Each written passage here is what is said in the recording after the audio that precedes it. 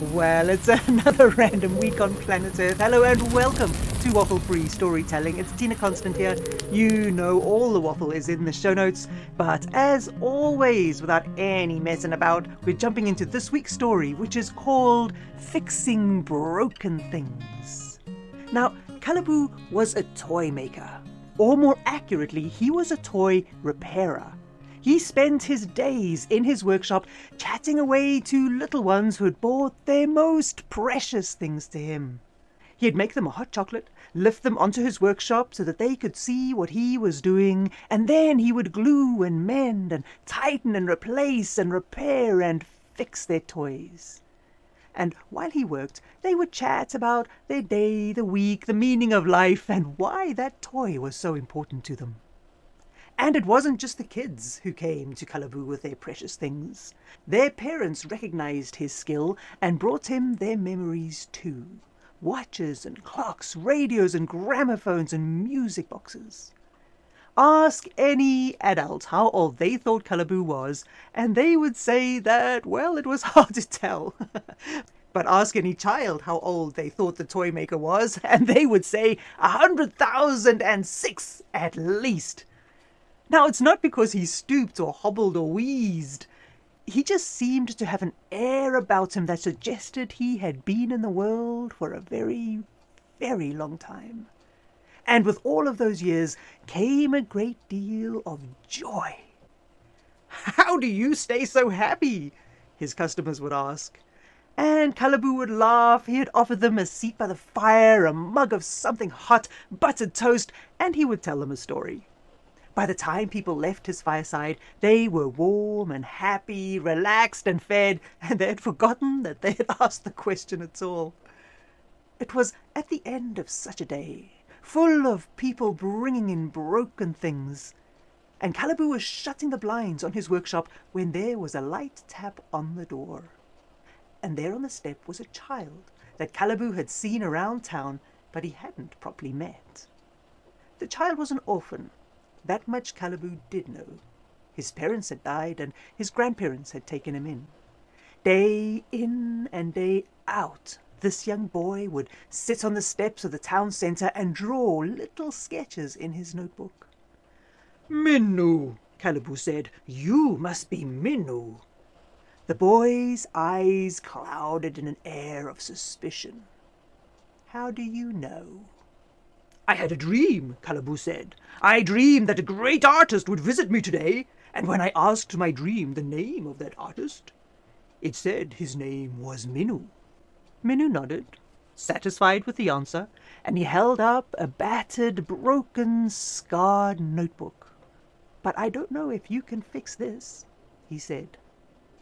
Like he always did, Calaboo put the kettle on. He brewed 2 mugs of fine cocoa and hoisted Minoo onto the workbench.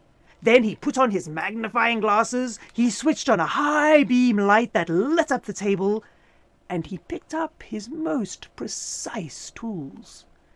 He mumbled, turning each page and inspecting every inch.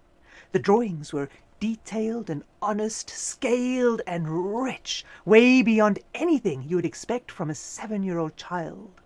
But they were also dark and cold and full of dread and painful things, and deep in the shadows and so alone. "Can you fix my book?" Minoo whispered. Calaboo frowned a serious frown. Then he reached to the very top shelf of his workshop, and he pulled down a rough wooden box. It was full of strings and springs and bits and buttons and corners and joints and hinges. "Every time I repair someone's favorite things," he said, "there's always a little something left behind that needs a new home. I keep it here until I find that perfect home." And so, with Minoo leaning close, Calaboo got to work. He made a cover out of leather left over from a bicycle seat, a spine using hinges that once held a warm kitchen door in place, and a small clasp that used to hold a locket closed. Then Calaboo stitched and sewed all the pages together, adding 20 brand new ones. Minu stared and studied every step Calibu took, his eyes big with wonder. When the job was done, Calibu handed the boy the book. "Now," he said, "go into town with your new book and see all the new things you can see. When those pages are full, come back so we can add some more." And so Minu went into the town square, and this time he drew a snail on his path, a spider in her web, a squirrel sitting in a quiet, quiet tree, and footprints left behind by a hurried hedgehog. Well, after some weeks, Minu went back to Calibu and handed him the book. Like he did before, Calibu lit the light on his workbench, he pulled on fine gloves, and he opened the book and flipped through the pages. And the pair chatted about the day. They talked about the animals and the bugs and the insects that Minu loved most. They talked about spiders and snails and webs. And while Minu talked, Calibu added a trim of bright beads around the edge of the cover, and he replaced the clasp with a long, strong, flexible twine. Then he added another 20 pages, and off Minu went. The third time Minu returned with his book, the pages were filled with surprises and sunsets, people in the park, his grandparents and his dog. Then on the very last page there was a simple, clean, clear portrait of his parents. This time Minu talked about his week and his days, the people he met and his family, and while he talked, Calibu pulled out a hot, glowing pen, and he burned these words into the cover of Minu's book. "True art in the making." With the work complete, new pages added, hot cocoa finished, Minu lifted his notebook, he tucked it under his arm, and he ran into the rain to meet his friends, where they carved rainbows out the sky, made mountains into stories, and poured dreams into the heavens. Calibu smiled and watched him go. The next customer was a man with a lantern that needed Calibu's attention. Watching the old toy maker, the man asked the question so many before him had asked. "What is your secret, Calibu? How is it that the older you get, the happier you get?" And Calibu laughed. "Isn't it obvious?" he said.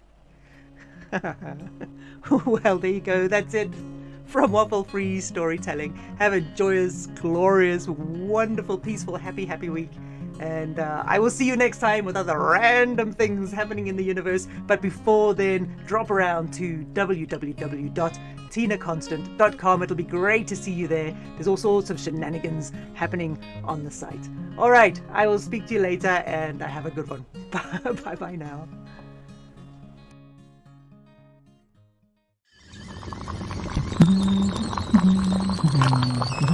Hey, let's later, Jack.